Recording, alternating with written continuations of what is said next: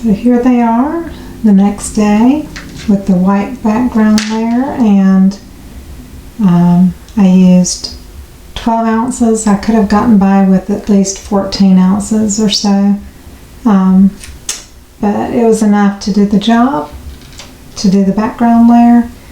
And those were plastic candies.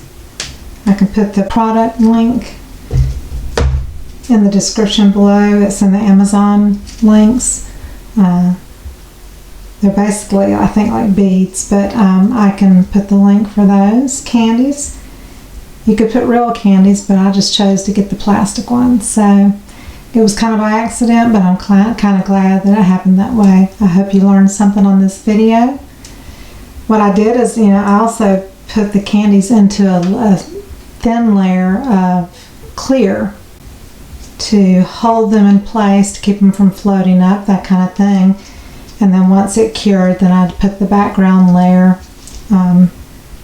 about 5 hours later. So these were, regular epoxy for molds, and you've got to wait at least 5 hours or so. It can't be tacky or pliable.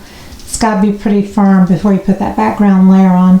But anyway, I hope you learned something, and please give me a thumbs up and subscribe if you haven't already. Please comment, and I'll see you on the next video. Bye-bye.